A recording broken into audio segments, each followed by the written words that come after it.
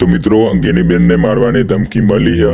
તો જય માતાજી મિત્રો, તમારું સ્વાગત છે એક નવા વિડીયોમાં। તો હું એક નવો વિડીયો લઈને આવી ગયો છું અને હા, તમે મને બહુ સપોર્ટ કરો છો, આવો નવો સપોર્ટ કરતા રહેજો। તો આપણે અંગેનીબેનનો એક જે હાલમાં સોશિયલ મીડિયામાં બહુ વાયરલ વિડીયો છે હું લાવ્યો છું તમને બતાવું।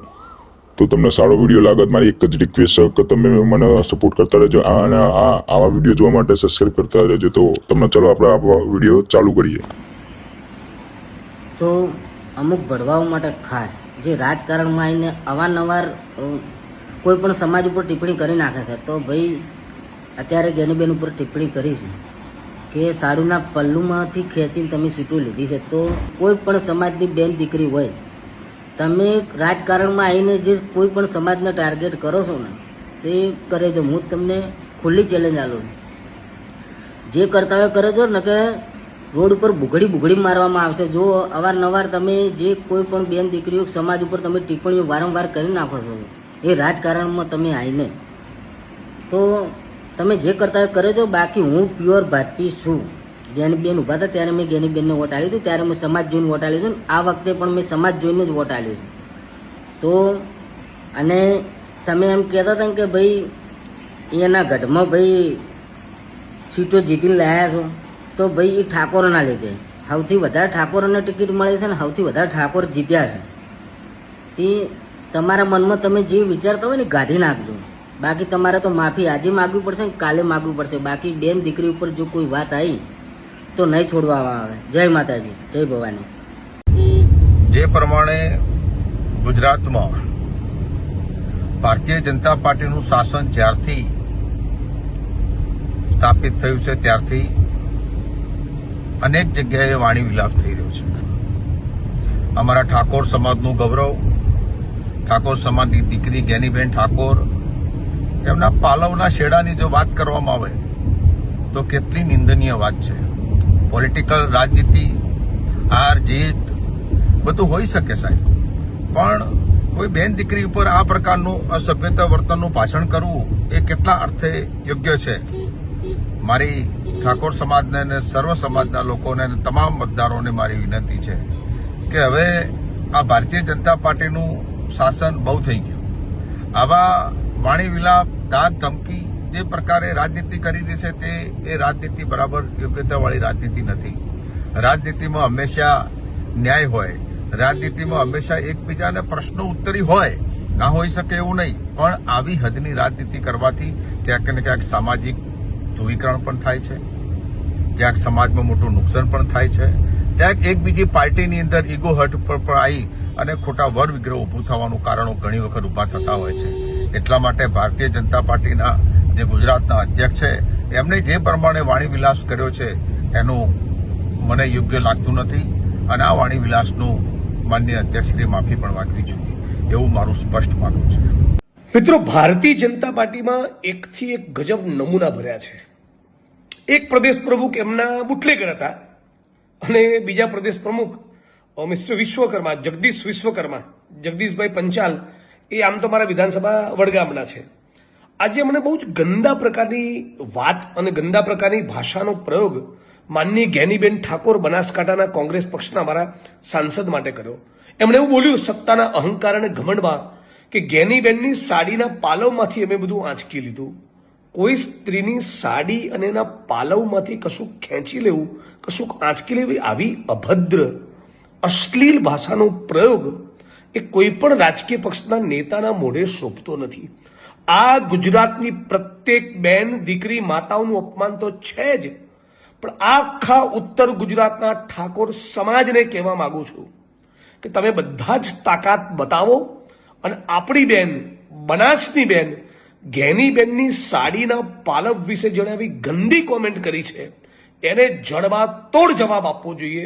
હું તો માંગ કરું છું કે કાયદાની કોઈ કલમ લાગુ પડતી હોય તો જગદીશભાઈની સામે ફોજદારી ગુનો દાખલ થવો જોઈએ। તો ત્યાં સુધી કહેવા માંગુ છું કે આપણા ગુજરાતની અસ્મિતા અને ગૌરવને લૂણો લગાડનારા, આપણા ગુજરાતને બદનામ કરનારા આવા જગદીશ વિશ્વકર્મા પ્રકારના કેરેક્ટરની સામે રાજ્યની સરકારે, રાજ્યની પોલીસે ફોજદારી ગુનો દાખલ કરીને જડબે સલાક દાખલો બેસાડવો જોઈએ, જેથી ફરી ભવિષ્યમાં કોઈ પણ રાજકીય પક્ષનો આગેવાન કે નેતા કોઈ પણ મહિલાની સાડી કે એના પાલક વિશે આવી ગંદી કોમેન્ટ ના કરે. ચૂંટણીના પરિણામો બાદ જગદીશ વિશ્વકર્માએ કોંગ્રેસ પર કર્યા આકરા પ્રહાર. નામ લીધા વિના ગેનીબેન અને મેવાણી ઉપર વિશ્વકર્માએ પ્રહાર કર્યા. આ વખતે 2024માં આપણને જે એક સીટનું રંજ હતું એ માત્ર બનાસને નહીં આખા રાજ્યના તમામ લોકોને રંજ હતું કે સાલી આ 26માંથી 26 આવવાની જગ્યાએ એક સીટ ઓછી આવી છે. એનું રંજ પણ આ વખતે બનાસકાંઠાના તમામ કાર્યકર્તાએ જનતાએ મિત્રો પરિપૂર્ણ કર્યું અને એવો તમાચો માર્યો છે કે ક્યારેય કોંગ્રેસના બે નેતાઓ નહીં ભૂલી શકે. આખા રાજ્યની અંદર જ્ઞાતિવાદ ફેલાવવાનું કામ કરતા આ કોંગ્રેસના બંને નેતાઓને આ બનાસકાંઠાની જનતાએ પાણીચું આપવાનું કામ કર્યું છે. માત્ર જ્ઞાતિવાદ, વર્ગ વિગ્રહ, હું આ સમાજનો નેતા, હું આ સમાજનો નેતા, હું બનાસની બેન, અમે તમારી બેન તમારું સન્માન કરીએ છીએ, તમે અમારી સૌની બેન છો, પણ તમે જે લોકસભાની અંદર જઈ ગુજરાતની તમામ બહેનોનું, બનાસની તમામ બહેનોનું અને દેશની 70 કરોડ મહિલાઓનું તમે જે અપમાન કર્યું છે નારી વંદના અધિનિયમ અંતર્ગત, આ બનાસની બહેનો ક્યારેય નહીં ભૂલે. તો પછી એમના પલ્લુમાંથી સીટો અમે ખેંચી લીધી. આ એક બેન માટેના શબ્દો આવા વાપરી શકાય ખરા?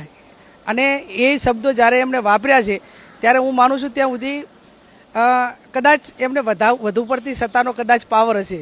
પણ હું આપના માધ્યમથી ને એબીપીના માધ્યમથી એટલું કહેવા માગું કે બહુ તમે બનાસકાંઠાના પુત્ર છો અને પ્રદેશના પ્રમુખ છો. જો તમારે પાવર માપવો જ હોય તો 2027માં વિશ્વકર્મા ત્યાં જગદીશ વિશ્વકર્મા બનાસકાંઠામાં લડવા આવે. હું પણ મારા મવડી મંડળને વિનંતી કરીશ કે જ્યાં અનામત કેટેગરી એટલે કે એસસી અને એસટીની સીટ ના હોય એવી જ્યાં જગદીશભાઈ વિશ્વકર્મા બનાસકાંઠામાં લડવા માગતા હોય ત્યાં હું પણ કદાચ લડવા માટેનો પ્રયત્ન કરીશ. અને એ ટાઈમે એમના પોતામાં કેટલો પાવર છે અને કેટલું પાણી છે એ ટાઈમે બતાવશું. આવડા મોટા નેતા થઈ અને જ્યારે દીકરીઓની સાડીનું પલ્લું ખેંચવાની વાત કરે તો આ વાત એકદમ વ્યાજબી નથી. સાડીમાંથી પલ્લું ખેંચવાની વાત ફક્ત ગેનીબેન પૂરતી નથી, પરંતુ સમસ્ત ઉત્તર ગુજરાતના ઠાકોર સમાજની તમામ દીકરીઓ માટેની આ વાત છે. જ્યારે વાત આબરૂની હોય ત્યારે સત્તામાં બેઠેલા નેતાઓ મોઢા ઉપર તાળું મારીને કેમ ચૂપ થઈ જાય છે, વાત એની કરું છું કે સમાજના દીકરા તરીકે રાજનીતિમાં મતભેદ ના રાખવો જોઈએ. પણ સાહેબ, જ્યારે વાત આબરૂ ઉપર આવે ત્યારે થોડું ઘણું આપણે બોલવું જોઈએ. આવનારા સમયની અંદર આનો જવાબ આપવો પડશે. બાકી જવાબ નહીં આપીએ તો આના કરતા પણ ખરાબ નિવેદન હશે. ઓઢણી ઓઢું ને ઉડી જાય એ અમારી ધરતી નથી. અમારી ધરતી ઉપર તો ઓઢણી ઉડે ને તો એના ખીલા તરબી દેવામાં આવે. એ છીએ અમે. અમારી માતા બહેનોએ તમને તમારા ગઢમાંથી તમારી સીટો એ તમારા સાડીના પલ્લુમાંથી હાંચકી લીધી છે. 2027ની ચૂંટણી એ જગદીશભાઈ વિશ્વકર્માએ બનાસકાંઠામાંથી લડવી જોઈએ અને એમની સામે હું પોતે લડવા માટે સક્ષમ છું. હું બનાસની બેન, અમે તમારી બેન તમારું સન્માન કરીએ છીએ, તમે અમારી સૌની બેન છો, પણ તમે જે લોકસભાની અંદર જઈ ગુજરાતની તમામ બહેનોનું, બનાસની તમામ બહેનોનું અને દેશની 70 કરોડ મહિલાઓનું તમે જે અપમાન કર્યું છે નારી વંદના અધિનિયમ અંતર્ગત, આ બનાસની બહેનો ક્યારેય નહીં ભૂલે. અમારી માતા બહેનોએ તમને તમારા ગઢમાંથી તમારી સીટો એ તમારા સાડીના પલ્લુમાંથી હાંચકી લીધી છે. એમણે બનાસકાંઠાની જનતાનું અપમાન કર્યું છે, મહિલાઓનું અપમાન કર્યું છે. એમને એ વાતનો પણ ખ્યાલ નહીં હોય કે પલ્લું એ એક મર્યાદા માટે એક આપણી પરંપરા રહી છે. અને જે ભારતની અંદર અનેક મહિલાઓ અલગ અલગ કપડાં પહેરે, પણ સાડી એ ભારતીય નારી માટેનું એક ગૌરવ છે. સત્તાના અહંકારમાં આવીને આ રીતે અપમાનિત ભર્યા શબ્દોનો ઉપયોગ કરવો એ એના માટે કરીને જગદીશ વિશ્વકર્મા જે ભાજપના પ્રમુખ છે એમને માફી માંગવી જોઈએ. અને આવનાર સમયની અંદર જ્યાં પણ સામાજિક રીતે હોય, કોંગ્રેસ પાર્ટી હોય અને આમ જનતા હોય, એમને જે રીતે જવાબ આપવાનો થતો હશે એ અમે જવાબ આપીશું. 2027ની ચૂંટણી એ જગદીશભાઈ વિશ્વકર્માએ બનાસકાંઠામાંથી લડવી જોઈએ અને એમની સામે હું પોતે લડવા માટે સક્ષમ છું. આમ તો મેં કીધું કે ભાઈ બનાસકાંઠા જ્યારે હું લોકસભાની ચૂંટણી લડતી હતી તો ત્યાંના મતદારો 18 આલમ 36 કોમે મેં ખાલી વાત કરી કે હું એક મામેરું માગું છું, દીકરી તરીકે, બેન તરીકે, બનાસની બેન તરીકે, અને સમગ્ર બનાસકાંઠાની જનતાએ એ ખોબલે ને ખોબલે વોટ આપીને એક જે સંસ્કૃતિ ને એક પરંપરા હતી એને સાચવી રાખવાનું કામ એ બનાસકાંઠાની જનતાએ 2024માં કર્યું. એ બનાસકાંઠાના પુત્ર, બનાસકાંઠાના દીકરા તરીકે જ્યારે એ વાત કરે છે ત્યારે એ બનાસકાંઠાની જનતાનું એમને અપમાન કર્યું છે. એમને માફી માંગવી જોઈએ. અને બહુ એવડો મોટો પાવર હોય, સામદામ દંડ ભેદ ને રાજનીતિનો, મંત્રીનો, સત્તાનો, તો એમને 2027ની વિધાનસભાની ચૂંટણી બનાસકાંઠામાં લડવી જોઈએ. અને હું પણ મારા મોવડી મંડળને વિનંતી કરીશ કે જ્યાં પણ જગદીશભાઈ વિશ્વકર્મા ચૂંટણી બનાસકાંઠામાં લડવા માંગતા હોય ત્યાં મને પણ ટિકિટ આપે. અને કદાચ મોવડી મંડળ મને ટિકિટ ના આપે તો બનાસકાંઠાનો કોંગ્રેસનો કોઈ પણ કાર્યકર એ જગદીશભાઈ વિશ્વકર્મા અમે ચૂંટણી લડવા તૈયાર છે, સક્ષમ છે. અને એ ટાઈમે બનાસકાંઠામાં જે એમણે જે ઉચ્ચાર્યા છે શબ્દો, જે અપમાન કર્યું છે, અને બનાસકાંઠાનું પાણી શું છે ને એ 2027માં ચૂંટણી લડે અને ત્યાં આવે અને પછી બનાસકાંઠાની જનતા એ એમનામાં કેટલો દમ છે અને એમનામાં કેટલું પાણી છે, પાણી બતાવવાનું કામ એ બનાસકાંઠાની જનતા કરશે. Thank you. તો મિત્રો, તમારે શું કહેવું, તમારી રાય કમેન્ટમાં જણાવજો. બાકી તમારે આવા પણ વિડીયો જોવા હોય તો પ્લીઝ સબસ્ક્રાઈબ કરી દેજો. તો જય માતાજી, જય રોમાપી.